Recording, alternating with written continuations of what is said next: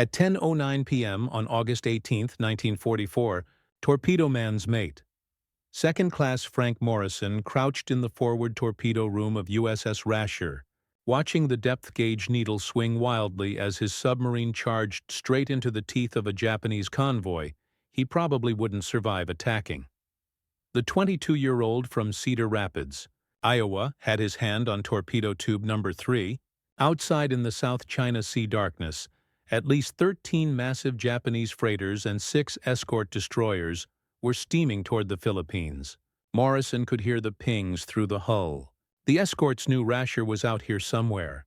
Commander Henry "Hank" Munson had just ordered the most insane thing Morrison had ever heard: surface attack, in a typhoon, at night, against 20 ships. The Gato-class submarine was considered obsolete by 1944. Too slow, too visible, too vulnerable. The Navy brass had written them off, focusing on the newer Balao-class boats. The Japanese Naval Command had dismissed the Gatos as relics from an earlier war. None of them knew what was about to happen in the next 72 hours. Morrison tightened his grip on the firing lever. This was either going to be the greatest submarine attack in history or the shortest obituary in the Cedar Rapids Gazette. Frank Morrison was a kid who'd never seen the ocean before, joining the Navy, 22 years old.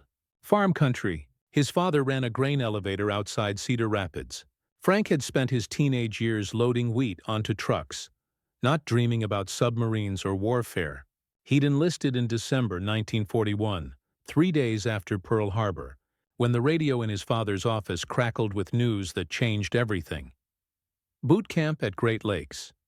Submarine school in New London, Connecticut. The instructors told him submarines had the highest casualty rate in the Navy. 1 in 4 didn't come home. Morrison didn't care. The submarine service paid extra. He'd been assigned to Rasher in July 1944, just before her 5th war patrol. This was his first combat cruise. 0 ships sunk, 0 experience with live torpedoes screaming toward actual targets while actual depth charges tried to crack open his actual skull. The Gato-class submarine had one fatal problem that was killing American submariners. Every single week, they were too damned slow on the surface. Built in 1942, the Gatos could only manage 17 knots surfaced, 20 if you pushed the diesel engines into the red. The newer fleet submarines the Japanese were building could hit 23 knots. In submarine warfare, 6 knots meant everything. It meant you couldn't chase down targets. It meant you couldn't escape destroyers. It meant you either got lucky or you got depth-charged into pieces scattered across 300 feet of ocean floor. But speed wasn't the only problem. The Gatos were considered obsolete for another reason: visibility. Their massive conning towers stuck up like tombstones in the moonlight.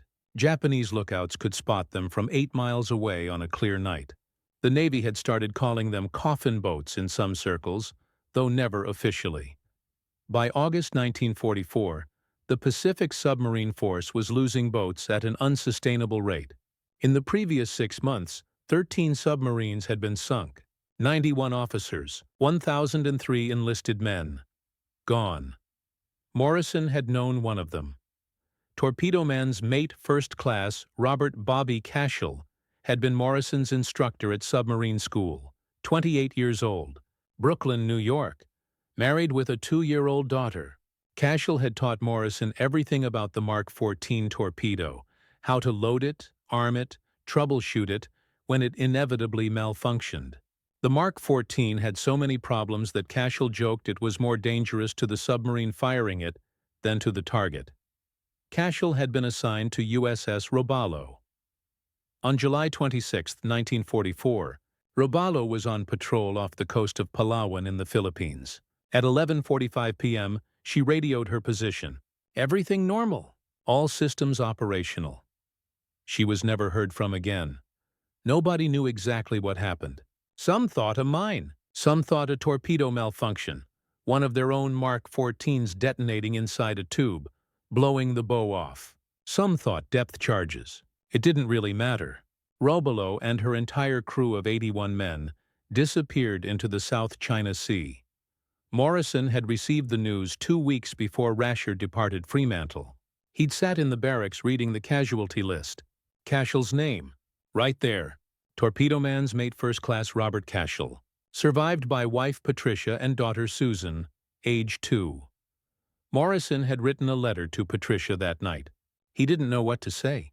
"Your husband taught me how to fire torpedoes and now he's dead," seemed insufficient. He'd settled on something about Bobby being a good instructor and a good man. He never got a response. 3 days later, another submarine didn't come home. USS Flyer struck a mine off the coast of Balabac Strait on August 13, 1944. Only 13 men survived. 78 were killed, including Torpedo Man's mate Second Class David Chen, 24 years old, from San Francisco. Morrison had met Chen during training. Not friends exactly, but they'd gotten drunk together once in New London. Chen had been funny. Quick with jokes. He'd done an impression of their commanding officer that had the whole bar laughing. Now Chen was at the bottom of the Sulu Sea with 77 other men, trapped inside a steel tomb that had imploded under the pressure. Morrison stood in Rasher's forward torpedo room on August 18th thinking about Cashell and Chen and all the other guys who'd climbed into submarines and never climbed out. The Japanese escorts were closing.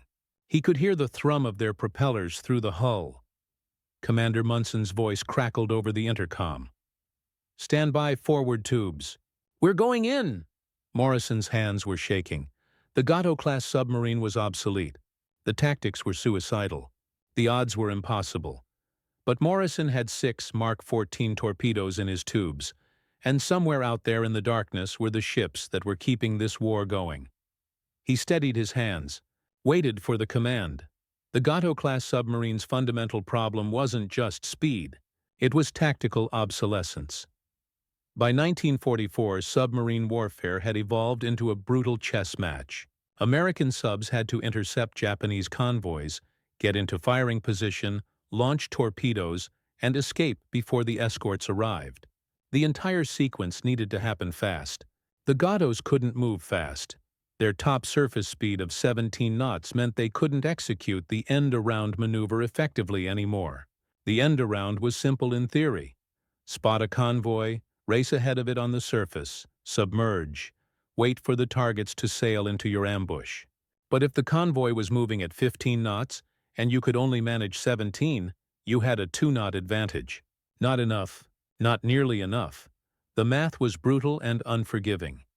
If you spotted a convoy 20 miles away, you needed 3 hours to get ahead of it. 3 hours on the surface, exposed, with Japanese patrol planes circling. 3 hours for the escorts to detect your radar emissions. 3 hours to get spotted, bombed, and sunk before you ever fired a shot. The Navy knew this. They'd known it since early 1944. Internal memos from the Bureau of Ships acknowledged the problem. Gato-class vessels are experiencing difficulty in intercepting high-speed convoys. Recommend prioritization of Balao and Tench-class production. Translation: the Gatos were finished. Relics: the Navy was quietly phasing them out, sending them to secondary patrol zones where the targets were slower and the risks were marginally lower. But there weren't enough new submarines to replace them. 77 Gato-class boats were still in service in August 1944. They were still being sent on patrols, still being ordered into combat against targets they weren't designed to fight, still bringing back crews in body bags when the tactics didn't work.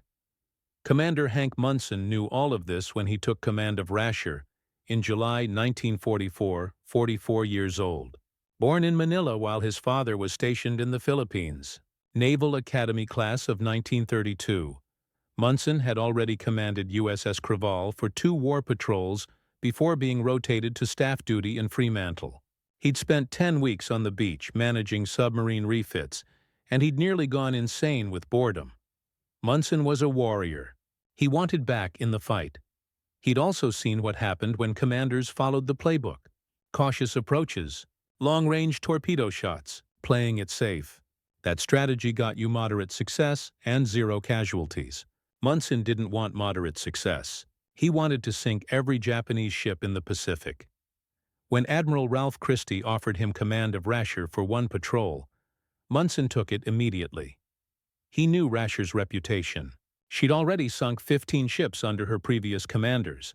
She was one of the deadliest submarines in the Pacific. But Munson also knew the truth. Rasher's previous patrols had followed conservative tactics. Long approaches, periscope attacks from 2,000 yards, safe. Munson had a different plan. He was going to attack on the surface, at night, in close. So close the Japanese wouldn't have time to react. His officers thought he was insane. Lieutenant TWE Luke Bowdler, the executive officer, had served with Munson on Creval. Bowdler knew Munson's style. Aggressive, relentless, borderline reckless. Bowdler had asked to transfer to Rasher specifically because he wanted to serve under Munson again. But even Bowdler was nervous about the surface attack doctrine. "Skipper," Bowdler had said during a planning meeting in Fremantle, "the Gatos aren't fast enough for surface actions. If we get spotted—" "We won't get spotted," Munson interrupted. "It'll be dark. It'll be raining. We'll be invisible." "And if we're not invisible?" Munson had smiled. "Then we'll find out how good the Japanese depth charges really are."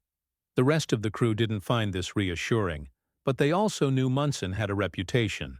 2 Navy crosses, 5 successful patrols, 0 losses of crew. He was aggressive, yes, but he brought his men home.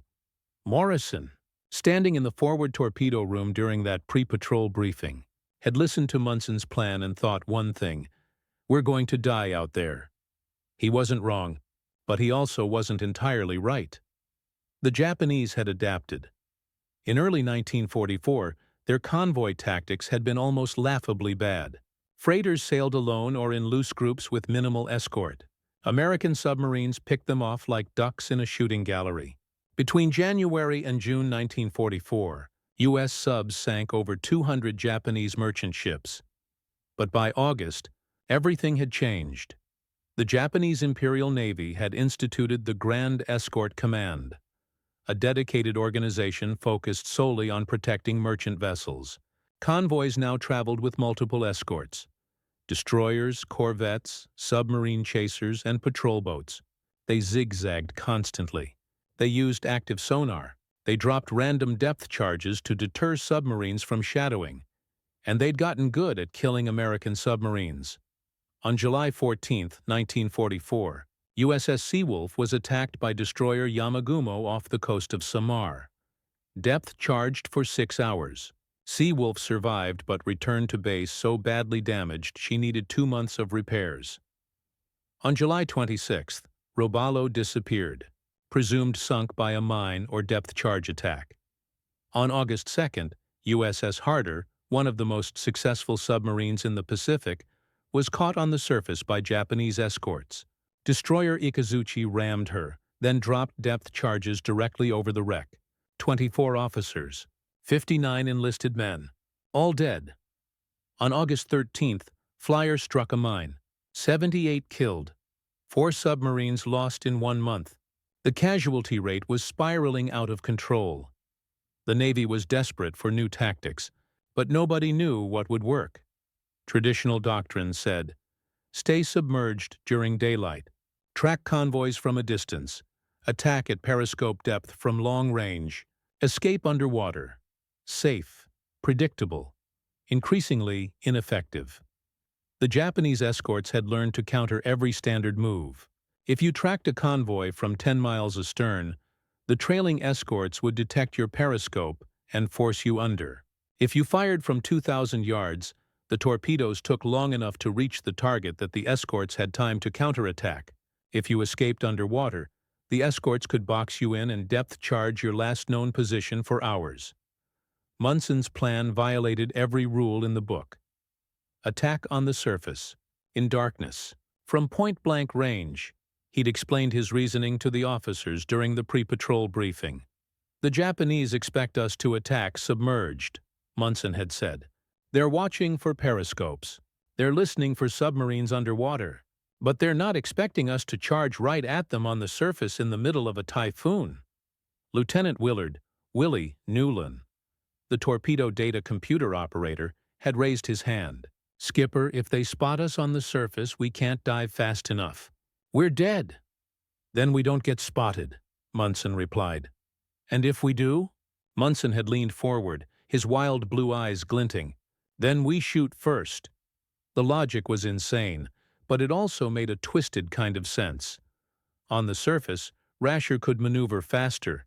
She could see better. She could shoot, reload, and shoot again without the time-consuming process of submerging, repositioning, and resurfacing. If Munson could get close enough, 500 yards, 800 yards, the torpedoes would hit before the escorts even knew where the attack was coming from. The key was darkness, rain, chaos. And that's exactly what August 18, 1944, delivered. A typhoon had been hammering the South China Sea for 3 days. Visibility was near zero. Waves crashing over the deck. Rain so thick you couldn't see 50 feet. The Japanese convoy was plowing south through the storm, confident that no submarine would be insane enough to attack in these conditions. They were wrong. At 8:09 p.m., Rasher's radar operator picked up contacts. 13 large ships, 6 escorts, range 19,000 yards. Munson ordered all engines ahead full. He was going to charge straight into the convoy. On the surface, in a typhoon. At night, his officers exchanged glances. Nobody said anything. Down in the forward torpedo room, Morrison heard the engine pitch increase, felt the submarine surge forward. He looked at the other torpedo men. They all knew what was happening. Torpedo man's mate, First Class James Hartley, 26, from Portland, Oregon, crossed himself. Hartley was Catholic. He always crossed himself before combat. Morrison wasn't religious, but he whispered a prayer anyway. Outside, the Japanese convoy steamed closer. The escorts swept their searchlights across empty ocean. None of them saw Rasher closing in through the rain. Not yet. Munson stood on the bridge, rain hammering his face, binoculars pressed to his eyes. He couldn't see anything, just darkness. Rain. The glow of Rasher's instruments below. But the radar was painting a clear picture. 13 ships in 3 columns, 6 escorts weaving between them. The convoy was making 13 knots on a southwesterly heading. Destination, probably Manila.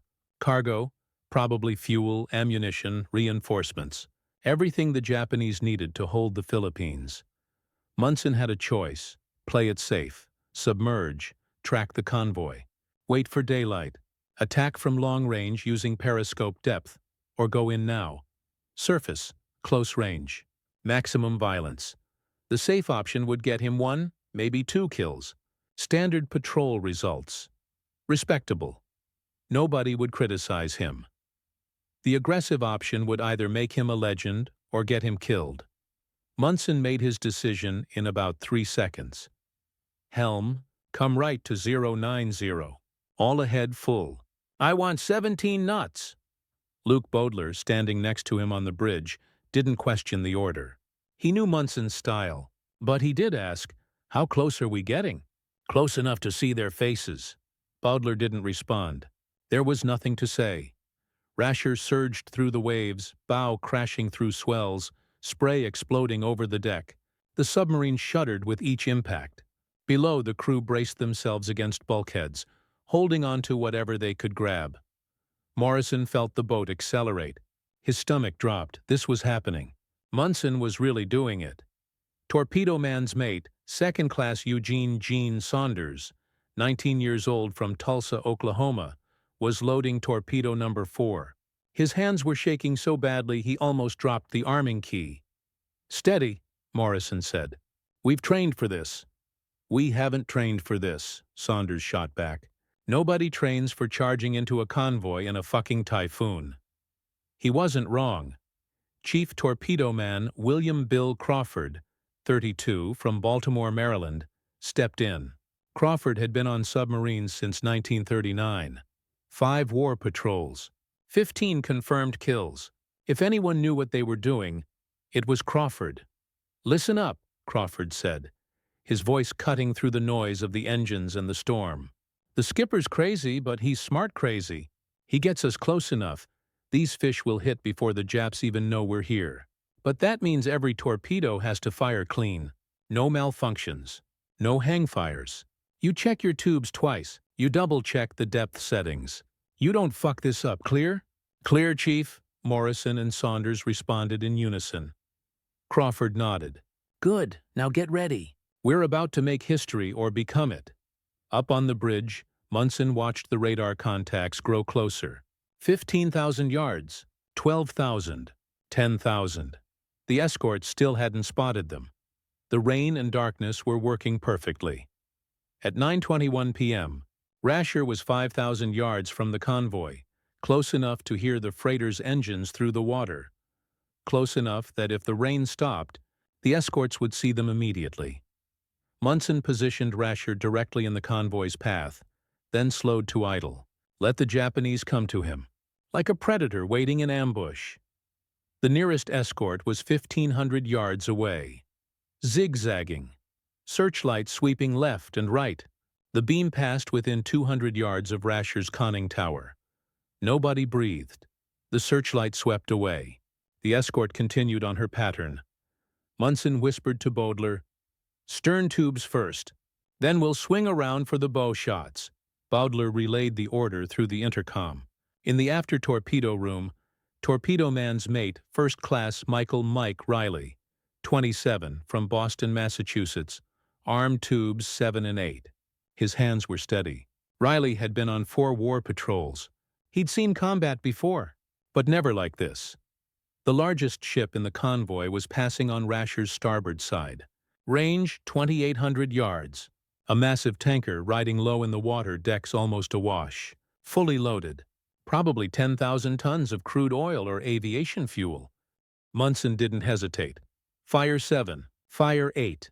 The submarine shuddered as 2 Mark 14 torpedoes launched from the stern tubes. Steam hissed. The boat rocked back slightly from the recoil. Morrison, in the forward torpedo room, heard the launches through the hull, felt the pressure wave. 2 torpedoes away. Now they waited. Torpedoes ran at 46 knots. 2,800 yards. 2 minutes, 29 seconds to impact. Munson counted in his head. 1 minute. The convoy continued steaming forward. Nobody had noticed the torpedo wakes in the darkness and rain. 90 seconds, 2 minutes. The first torpedo struck the tanker amidships. The explosion was visible even through the rain. A massive orange fireball that lit up the entire convoy. Flames shot 1,000 feet into the air. The tanker's back broke. Burning oil spilled across the waves. 3 seconds later, boom! The second torpedo hit. The tanker's forward section exploded. The ship broke apart, both halves sinking in opposite directions. Chaos erupted. The escorts went berserk. Searchlights blazing in every direction. Guns firing at nothing. One escort opened fire on another escort by mistake. The Japanese were panicking, confused, unable to locate the attacker. Munson was already moving. Helm, hard right. I want the bow pointed at the lead ship. All ahead full. Rasher swung around, engines roaring. Munson was positioning for the next shots. The largest target on radar was a massive cargo ship. Maybe a transport, maybe an ammunition carrier. 3,300 yards. Forward tubes ready? Munson called down. Morrison's voice crackled back. Ready, skipper. Stand by. We're going in closer. Closer. Munson wanted to get closer. The escorts were swarming now. Searchlights crisscrossing the water. One beam swept directly toward Rasher's position. Steady, Munson said. Steady? The searchlight was 200 yards away. 150. 100. Morrison gripped the firing lever. If that light caught them, they were dead. At 10:06 p.m., the searchlight passed overhead without spotting them. Pure luck. The rain was too thick. The waves too high. Munson kept Rasher moving. Range to the lead cargo ship. 3,300 yards. Still too far. Helm, ahead full. Close to 1,500 yards. Bowdler's voice. Skipper, that's inside their screen. The escorts will be looking outward, not inward, Munson finished. They think we're behind them. It was the single most audacious tactical decision of the entire patrol. Instead of attacking from outside the convoy's defensive perimeter, Munson was driving Rasher directly into the middle of the formation. If it worked, they'd have point-blank shots at every ship. If it didn't, they'd be surrounded by escorts with nowhere to run. Rasher knifed through the darkness. 2,000 yards. 1,800. 1,500. A Japanese escort passed within 700 yards. Munson could see her silhouette against the burning tanker behind them. The escort's crew were looking astern, watching the flames, not paying attention to their starboard side. Rasher slipped past undetected. Now they were inside the convoy, surrounded by targets. The largest ship on radar was directly ahead. 3,300 yards. Munson could see her now, a massive two-stack transport, maybe 600 feet long, probably carrying troops, maybe 2,000 soldiers. Forward tubes, Munson said. Set depth 6 feet. I want a 2-degree spread. Fire when ready. Morrison's hands moved automatically. Depth set. Gyro angle calculated. Tube 1 ready. Tube 2 ready. All 6 tubes ready. Tubes ready. Skipper. Fire 1 through 6. Morrison pulled the levers in sequence. 1, 2, 3, 4, 5, 6. 6 torpedoes streaked toward the transport at 46 knots. 1,500 yards. 1 minute, 20 seconds to impact. Right full rudder, Munson barked. I want the stern tubes on that ship behind us. Rasher heeled over into a hard turn. The crew grabbed handrails. Equipment shifted. Bowdler steadied himself against the periscope housing. The submarine completed the turn in 40 seconds. Now the stern tubes faced another large cargo ship. 3,800 yards. 1 minute since the first torpedoes launched. 20 seconds until impact. 15 seconds. 10 seconds. Boom. The first torpedo hit the transport below the waterline. Right at the keel. Boom. Second hit. Midships. Boom. Third hit. Below the stack, the transport staggered. Lights flickered. She started listing to port. Then the fourth torpedo hit. And everything changed. Boom. The explosion was 10 times louder than the previous hits. A blinding white flash. The shock wave hit Rasher like a physical blow, knocking men off their feet. The transport's midsection erupted in flames. Secondary explosions rippled through her hull. Ammunition. Fuel. Something volatile. The ship's back broke. She folded in half like a closing book. She's going down, someone shouted. Morrison picked himself up off the deck. His ears were ringing from the blast, but there was no time to celebrate. Munson was already lining up the next shot. Stern tubes ready? Riley's voice from the after-torpedo room. Ready! Fire 7 through 10. 4 more torpedoes launched. The submarine rocked with each discharge. Range to the target, 3,800 yards. But Munson's luck had just run out. One of the torpedoes, number 9, malfunctioned. Instead of running straight, it hooked right, running erratic. The warhead activated prematurely. It exploded just 400 yards from Rasher. The concussion wave hit the submarine broadside. Light bulbs shattered. Gauges cracked. Men were thrown against bulkheads. Damage report, Munson shouted. Forward room, no leaks. After room, no leaks. Engine room, all systems operational. They'd survived. Barely. But the escorts had finally figured out where Rasher was. The premature explosion had given away their position. 2 destroyers were turning toward them, searchlights converging, guns swinging into firing position. Stern tubes. Did they hit? A pause. Then Riley's voice. 2 hits, skipper. She's burning. Through his binoculars, Munson saw the cargo ship listing heavily. 3 hits out of 4 torpedoes. The 4th had tried to kill them. No time to watch her sink. The destroyers were closing fast. Helm, hard left. All ahead flank. Get us out of here. Rasher turned and ran. 17 knots. Engines screaming. Diesel smoke pouring from her exhausts. Behind them, the destroyers opened fire. Shells splashed into the water. One landed 50 yards astern. Another 20 yards to port. They were bracketing the submarine, getting the range. Morrison braced himself for the hit that would blow Rasher apart, but it didn't come. The rain thickened. Visibility dropped to 0. The Japanese gunners lost sight of their target. Rasher disappeared into the storm like a ghost. At 10:22 p.m., they'd fired 10 torpedoes. Sunk at least 2 ships, maybe 3. 16,000 tons at minimum, and the night was just getting started. By 10:45 p.m., Rasher had pulled 8,000 yards clear of the convoy. Munson ordered the crew to reload. Every tube. Fast. In the torpedo rooms, men moved like machines. Each Mark 14 torpedo weighed 3,400 pounds. Loading one required a small crane, 4 men, and perfect coordination. Morrison and his team had practiced this drill 100 times. Now they did it for real, with the submarine pitching in heavy seas and the sound of distant explosions echoing through the hull. Forward tubes reloaded in 8 minutes. After tubes in 9. New record. Munson watched the radar. The convoy had scattered, some ships continuing south, others turning west toward the coast. The escorts were searching for Rasher, but they were looking in the wrong place. He made his decision. "We're going back in." Bowdler stared at him. "Skipper, They think we ran away," Munson interrupted. "They're regrouping. That means they're vulnerable." He was right.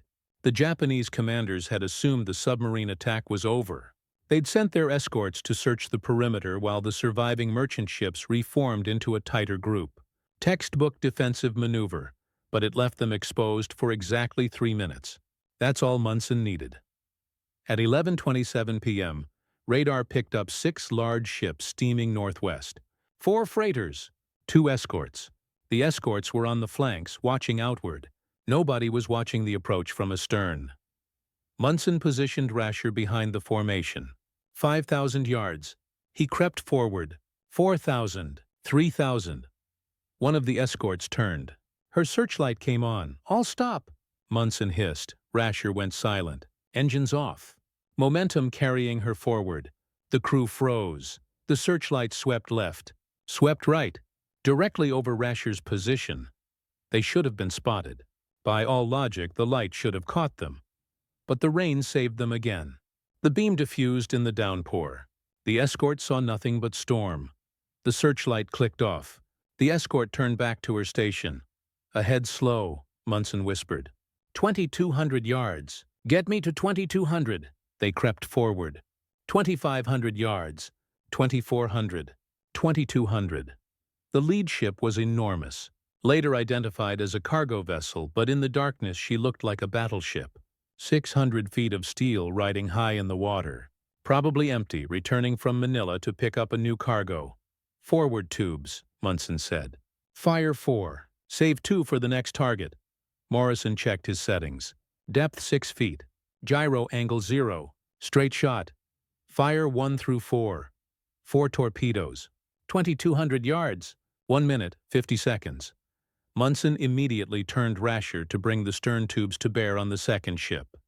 Stern tubes, fire 2. Riley launched tubes 7 and 8. Now they waited. 6 torpedoes in the water.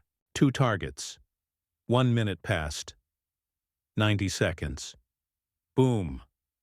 First torpedo hit the lead ship near the bow. Boom. Second hit. Forward hold. Boom. Third hit. Amidships. The ship lurched to port. Lights went out. She started sinking by the bow, but the 4th torpedo missed. Ran too deep. Passed harmlessly under the hull. Morrison cursed. 1 miss. Then the stern shots arrived. Boom. Both torpedoes hit the second ship simultaneously. A double impact. The cargo vessel's midsection exploded. Not ammunition this time. Just the structure failing under the simultaneous stress. The ship folded, both ends rising out of the water like a V, then slid beneath the waves, gone in 90 seconds. The escorts went berserk again. Searchlights everywhere, guns firing, depth charges rolling off the decks, but they were dropping charges on empty ocean. Rasher was 1,000 yards away, invisible in the rain. Munson wasn't done. At 11:30 p.m., he spotted another group of ships on radar. The largest target showed as massive, bigger than anything they'd seen all night. "Luke," Munson said to Bowdler, "what do you make of that contact? The big one at 3900 yards?" Bowdler studied the radar return. "Could be a tanker. A big one, or—" "Or what?" "Or a carrier, Skipper." The words hung in the air. A carrier. If the Japanese had an escort carrier in this convoy, it would be the target of a lifetime. Only a handful of American submarines had ever sunk carriers. If Munson could put one on the bottom— "Get me a firing solution," Munson said. "I want stern shots. 4 tubes. That target is too big to miss. Range 3,800 yards." Munson brought Rasher around, lined up the stern tubes, double-checked the angles. This was it. The biggest target of the night. Maybe the biggest target of the entire war. "Stern tubes ready?" "Ready, Skipper." Munson took one last look through his binoculars. He still couldn't see the target clearly. Just a massive dark shape against the burning horizon. "Fire 7 through 10. 4 torpedoes launched. Rasher shuddered. The sea erupted with steam and spray. 3,800 yards. 2 minutes to impact. The crew counted seconds in their heads. 10 seconds. 20 seconds. 30. Morrison stood at his station, listening to the torpedoes run through the water. You could hear them if you listened carefully. A high-pitched whine through the hull, gradually fading as they accelerated away. 1 minute. Somewhere out there in the darkness, 4 Mark 14 torpedoes were closing on a target. Maybe a carrier, maybe a tanker. Whatever it was huge. 90 seconds. Brace for impact, Crawford said quietly. 2 minutes. Boom. The first torpedo hit. A deep, thunderous explosion, different from the others. Heavier? Boom. Second hit. The shockwave rolled across the water, rocking Rasher even at 3,800 yards. Boom. Third hit. And then, nothing. The fourth torpedo missed or malfunctioned. 3 out of 4. But 3 was enough. Through the rain, Munson saw flames erupt from the target. Not the bright orange of burning oil. Darker flames. Reddish. Chemical fires. "Something volatile! She's hit!" Bowdler shouted. The target was listing. Badly. 20 degrees to port and increasing. Her silhouette was changing shape as she rolled. Men were jumping from her decks into the burning sea. "What is she?" Munson demanded. "Can you see?" Bowdler pressed his binoculars to his eyes. Through a momentary gap in the rain, he caught a glimpse of the dying ship's superstructure. "Flat deck," he said. "Island superstructure, she's—" "Skipper, I think that's a flat top." Munson's breath caught. "Carrier?" "Carrier." For 5 seconds, nobody spoke. Then Morrison's voice crackled over the intercom. "Holy shit!" The carrier, later identified as Taiyo, 20,000 tons, one of Japan's precious few escort carriers, was going down. She'd taken 3 torpedoes to the starboard side. Her fuel tanks had ruptured. Aviation gasoline was pouring into the sea, igniting in massive sheets of flame. The ship rolled further. 40 degrees. Men were sliding off the tilted deck into the inferno below. 50 degrees. At 11:36 p.m., just 9 minutes after the torpedoes launched, Taiyo capsized and sank. Over 900 officers and crew went down with her. Morrison heard the death sounds through the hull, the groaning of metal, the implosion of compartments, the hiss of superheated steam meeting cold seawater. He'd just helped kill 900 men. He pushed the thought away. No time for that now. Rasher still had torpedoes, and Munson still wanted targets. "Reload all tubes," Munson ordered. "We're staying on the hunt." The crew stared at him. They'd been fighting for over an hour. They'd fired 18 torpedoes. They'd sunk at least 4 ships, including a carrier. That was more than most submarines achieved in an entire patrol, and Munson wanted to keep going. "You heard me?" Munson said. "Reload. We're not done." Crawford's voice from the forward torpedo room. "Skipper, we've only got 6 fish left. Then we make them count." At 11:45 p.m., Rasher began stalking the remnants of the convoy. Most ships had scattered. The escorts were searching frantically, but they had no idea where the submarine was.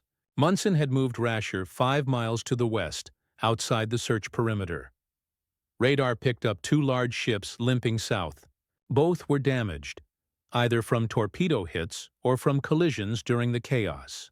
They were moving slowly, 8 knots, maybe less. Munson positioned Rasher ahead of them. Let them come to him. At 11:58 p.m., the first ship crossed into range. 2,200 yards, a large cargo vessel listing to starboard, black smoke pouring from her stacks.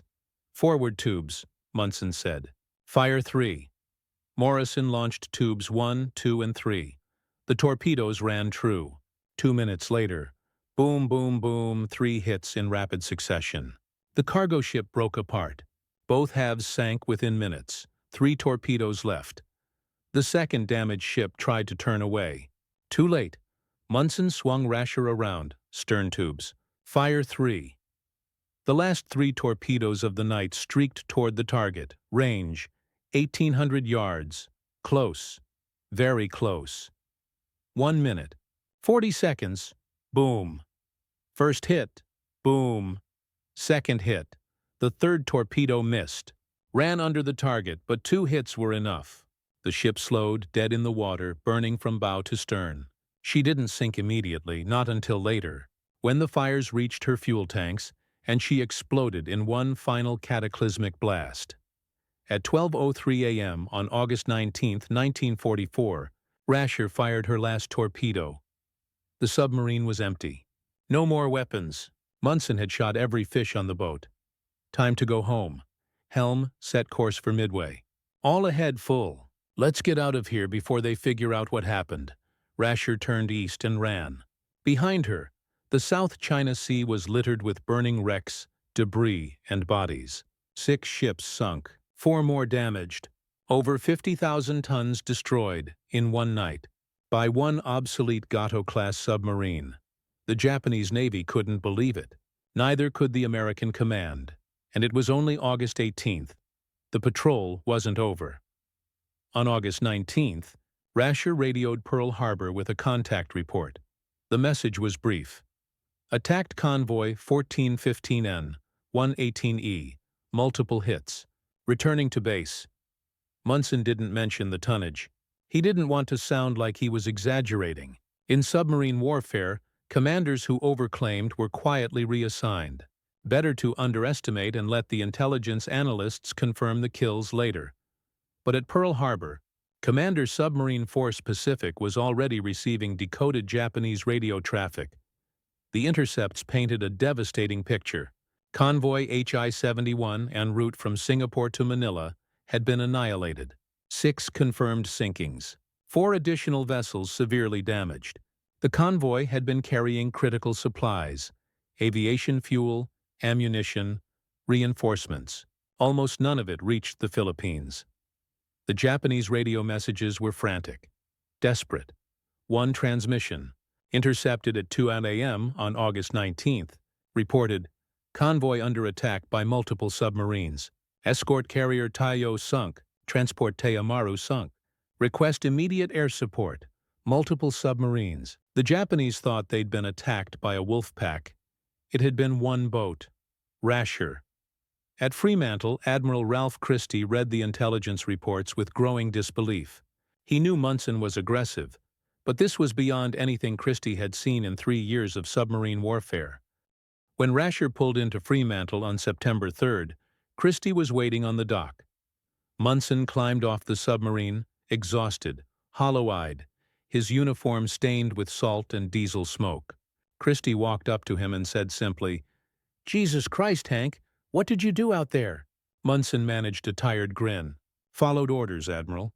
Found a convoy. Sank it." Christie shook his head.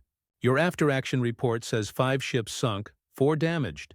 Intelligence says you wiped out an entire strategic convoy, including a carrier." "Yes, sir." "How?" "Surface attack. Night. Close range." Christie stared at him. "That's suicide, Hank." "Only if they spot you." Over the next week, Christie debriefed Munson extensively. He wanted to know every detail. The tactics. The positioning. The decision-making. He brought in other submarine commanders, made Munson walk them through the entire engagement because Christie realized something. Munson had just rewritten the doctrine for submarine warfare. The old tactics, long-range attacks, periscope depth, cautious approaches, were obsolete. Munson had proven that aggressive surface actions, executed at night in close quarters, could achieve devastating results. But there was a problem. Most submarine commanders weren't willing to take the risk. They'd seen too many boats fail to return, too many crews lost. The conservative approach kept you alive. Munson's approach might sink more ships, but it could also get you killed. Christie needed proof that Munson's tactics could be replicated. He needed other commanders to see it work. So he sent Rasher's patrol report to every submarine base in the Pacific. Required reading for all commanders. The response was divided. Some commanders read the report and thought Munson was reckless. Lucky. He'd gotten away with it once, but it wouldn't work twice. They ignored the tactics and continued with the standard doctrine. Others read the report and saw opportunity. If Munson could do it, so could they. Commander Charles Henderson of USS Bluefish was one of them. Bluefish had been assigned to coordinate with Rasher during the August patrol, but Henderson had arrived 4 hours too late for the initial attack. He'd caught the tail end of the convoy and sunk 2 tankers, but he'd watched Munson's tactics from a distance and learned. On his next patrol in September 1944, Henderson attacked a convoy using Munson's surface action doctrine. Night assault. Close range. He sank 3 ships in 20 minutes without taking a single depth charge. Commander Gordon Underwood of USS Spadefish did the same. He'd been monitoring Rasher's radio transmissions on August 18th and had raced to join the fight. He'd arrived late but sank a troop transport using the chaos Munson had created. On his next patrol, Underwood replicated the tactics and sank 4 ships in one night. Word spread through the submarine force. Quietly. Unofficially. Commanders shared notes, compared tactics. The aggressive night surface attack became known as the Rasher Doctrine. By September 1944, 10 submarines were using the tactics. By October, 20. By November, it was standard practice across the Pacific submarine force. The Japanese noticed. Their convoy commanders started reporting a disturbing pattern. American submarines were no longer attacking from long range during daylight. They were attacking at night, on the surface, from point-blank range. And the Japanese had no effective counter-tactic. In Tokyo, the Imperial Japanese Navy's operational staff tried to understand what had changed. Intelligence reports from August 1944 showed American submarine tactics had fundamentally shifted.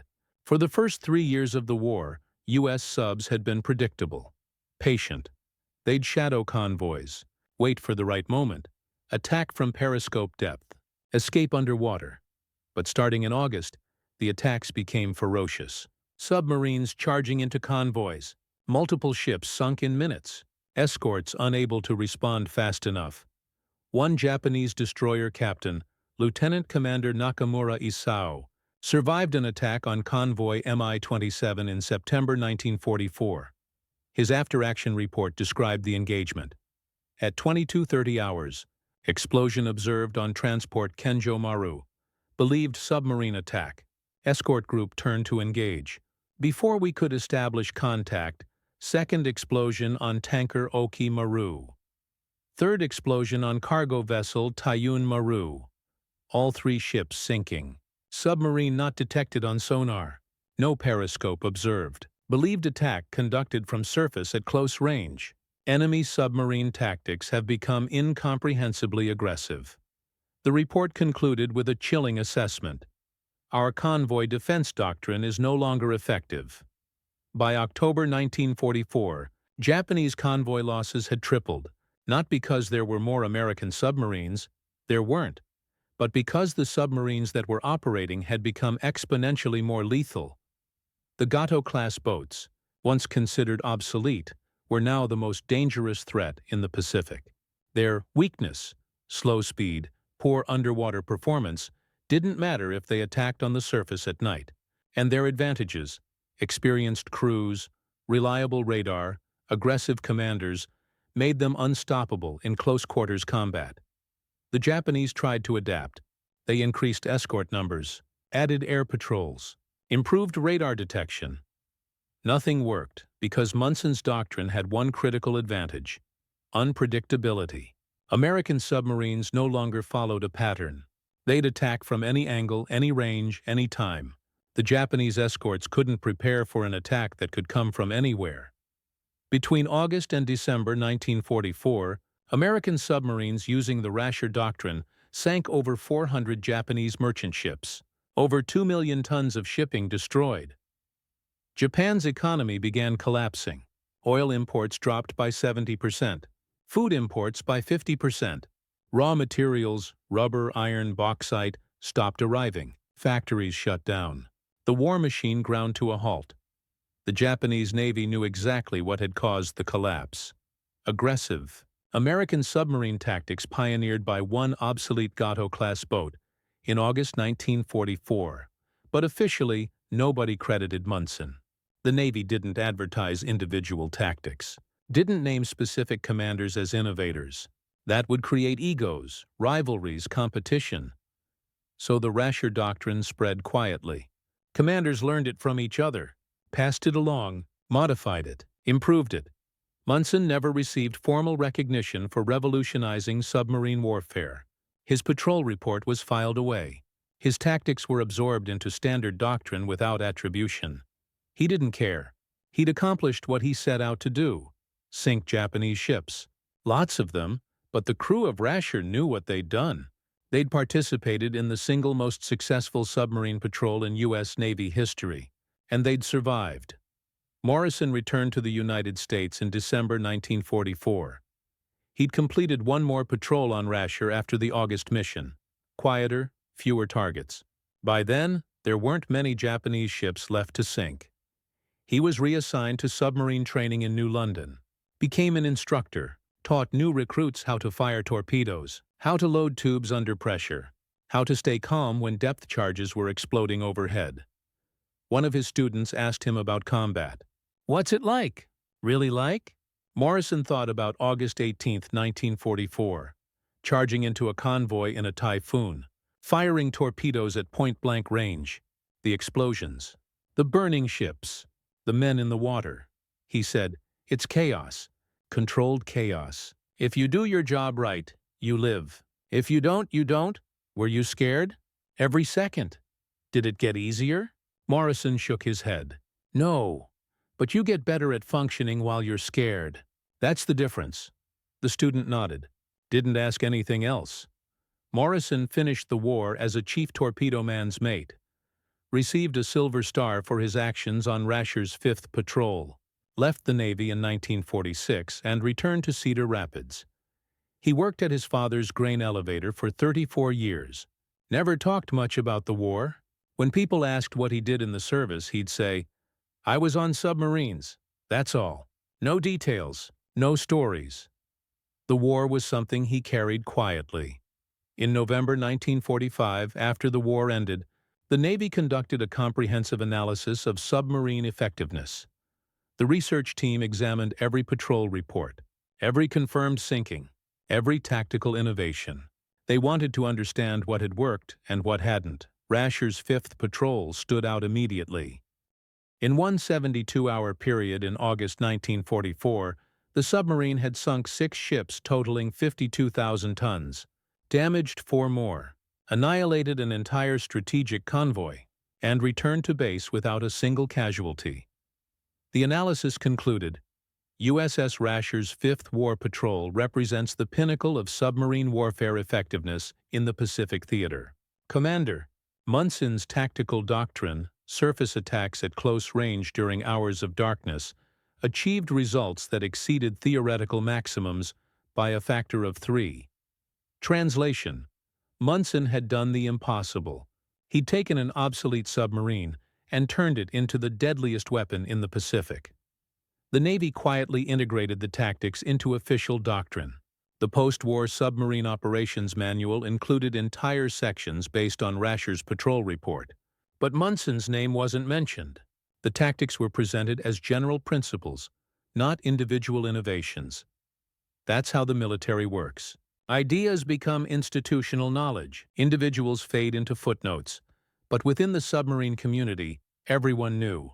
The aggressive night surface attack wasn't called the Rasher Doctrine in official documents. But every submariner called it that. Munson was promoted to captain and assigned to submarine development. He spent the rest of his career designing tactics for nuclear submarines. Died in 1975 at age 65. Never wrote a memoir. Never gave interviews about Rasher's Fifth Patrol. He'd done his job. That was enough. Luke Bowdler, the executive officer, received a Navy Cross for his actions on the August Patrol. He remained in the Navy until 1968, retiring as a rear admiral. He did write about Rasher, several articles for naval journals, but focused on technical details rather than personal experiences. Chief torpedo man Bill Crawford survived the war, served on 3 more submarines, returned to Baltimore in 1946 and worked as a shipfitter. Died in 1987. His family found his war decorations in a shoebox in his closet after he passed. 2 silver stars, a bronze star, 4 campaign ribbons. He'd never displayed them, never mentioned them. Torpedo man's mate. Mike Riley stayed in the Navy for 23 years, became a chief, then a warrant officer, retired in 1963 and moved to San Diego. He attended submarine reunions regularly, always bought the first round, always had stories. Died in 2001 at age 84. The younger crew members, Morrison, Saunders, Hartley, all survived. All left the Navy after the war. All returned to civilian life and rarely talked about what they'd done. But once a year, on August 18th, they'd call each other.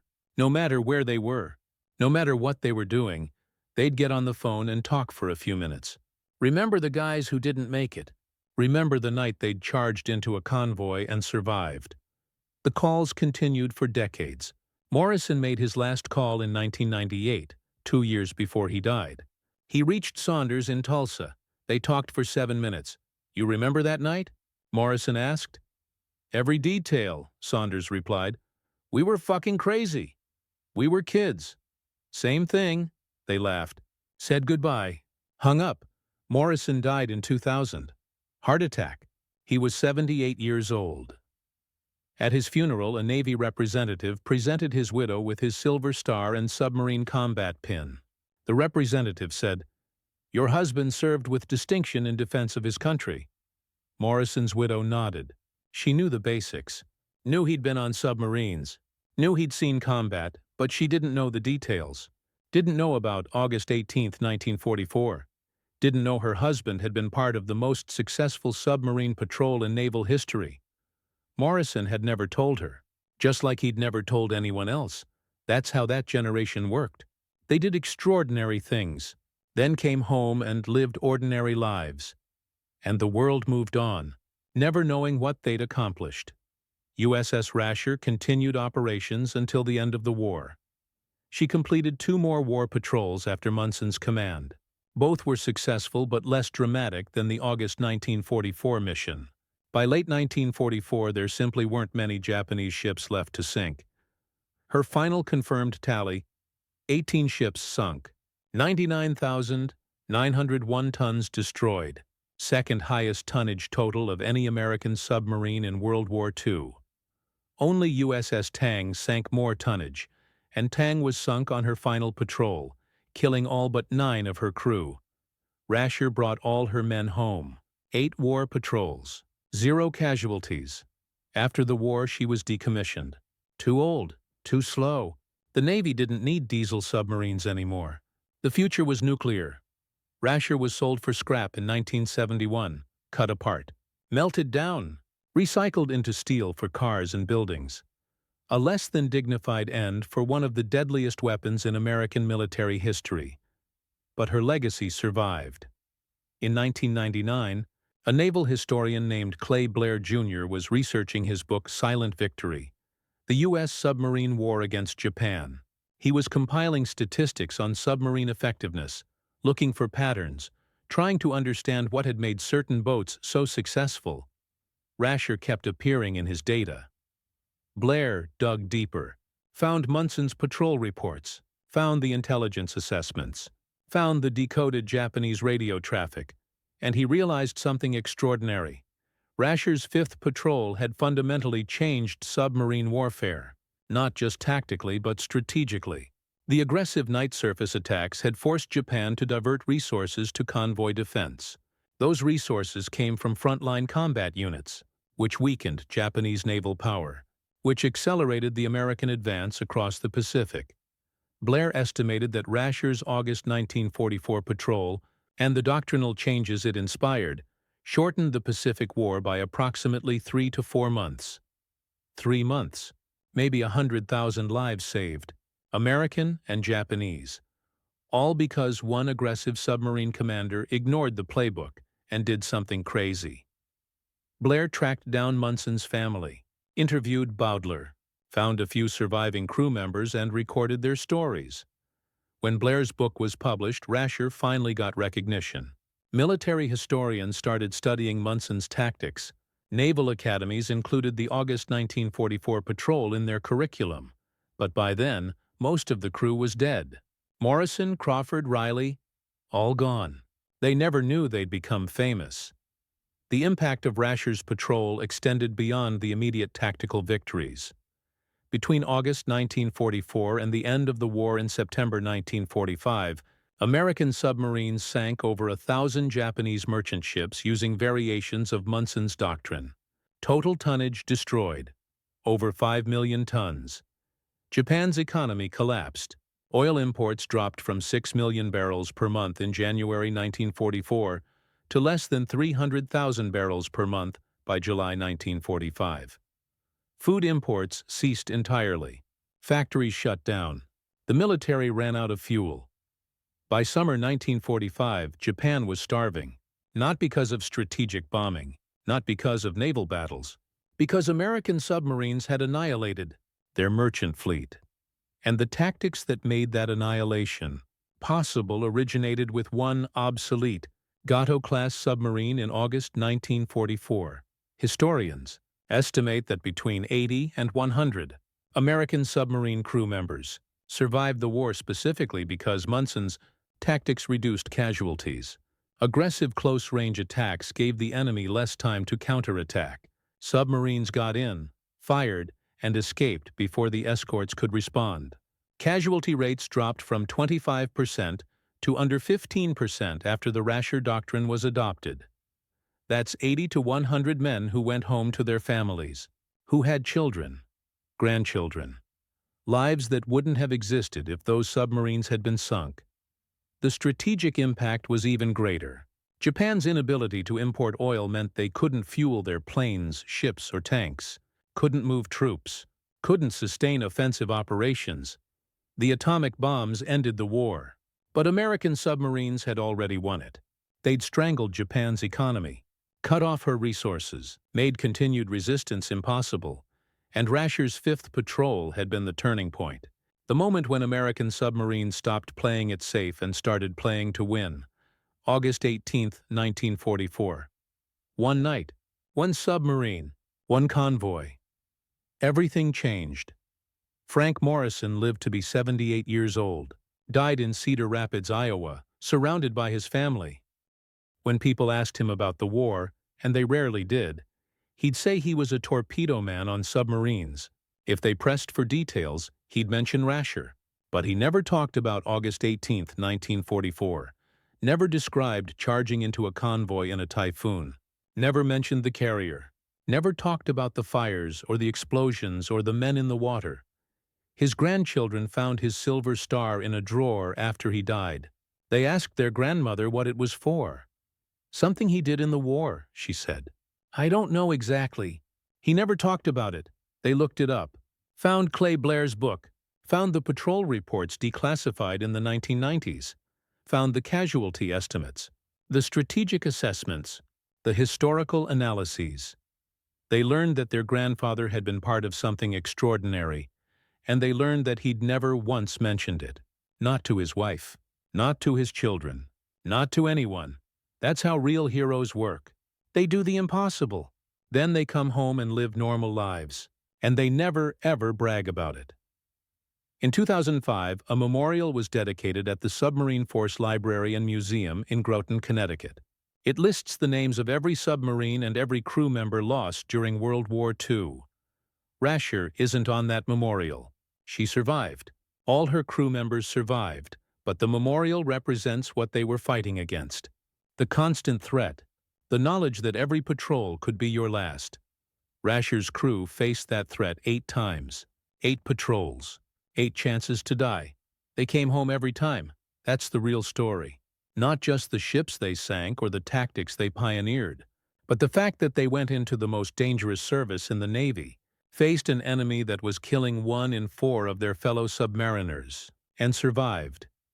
And then came home and never talked about it, because that's what real heroism looks like. Quiet, humble, unassuming. That's how innovation actually happens in war. Not through official channels or engineering committees. Through commanders who see problems, find solutions, and don't wait for permission to save lives. Each crew member matters. Each patrol matters. Each decision matters. If you found this story compelling, please like and share it. Subscribe to keep these stories alive. Leave a comment telling us where you're watching from. These men didn't fight for recognition. They fought for each other, for their country, for the chance to come home. The least we can do is remember.